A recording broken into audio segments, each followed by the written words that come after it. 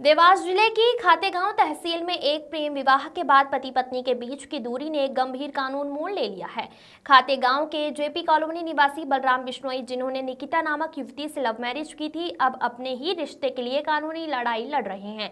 शादी के केवल 10 दिन बाद ही निकिता अपने मायके चली गई और बलराम बिश्नोई का आरोप है कि निकिता के मायके वालों ने उसे वापस भेजने से इनकार कर दिया है। बलराम ने अपनी पत्नी को वापस पाने के लिए न्यायालय का सहारा लेते हुए धारा 9 के तहत एक सिविल केस दायर किया है।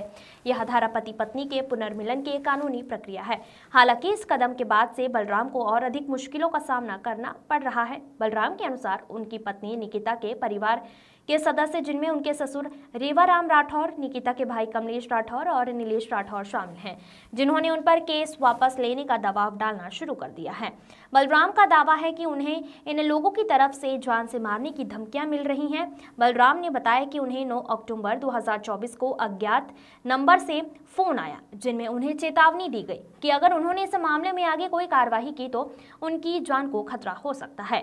बलराम ने इस घटना के बाद पुलिस थाना खातेगांव में एक लिखित शिकायत दर्ज कराई थी, लेकिन उनकी शिकायत पर अब तक कोई ठोस कदम नहीं उठाया गया है। स्थिति तब और गंभीर हो गई जब 13 नवंबर 2024 को उनकी अदालत में पेशी थी और वहां भी उनके ससुराल वालों ने उन पर दबाव बनाते हुए धमकियां दी कि अगर उन्होंने केस वापस नहीं लिया तो उनके साथ कुछ भी हो सकता है।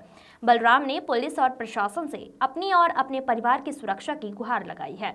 उन्होंने निवेदन किया है कि निकिता के परिजन, जिनमें उनके पिता रेवाराम राठौर, भाई कमलेश राठौर और नीलेश राठौर और अन्य शामिल हैं, के खिलाफ कठोर कानूनी कार्रवाई की जाए ताकि उनके खिलाफ की जा रही इस तरह की धमकियों से उन्हें मुक्ति मिल सके।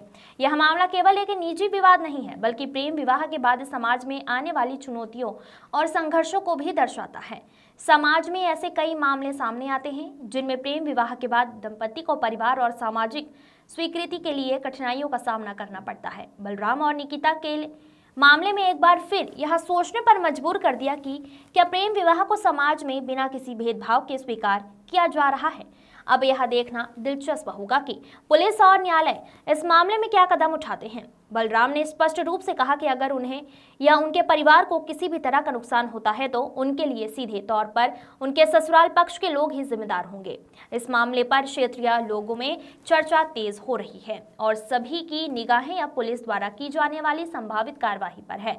क्या यह मामला न्यायालय तक पहुंचेगा या फिर एक और परिवार सामाजिक और कानूनी जटिलताओं में उलझ कर रह जाएगा। Bureau report.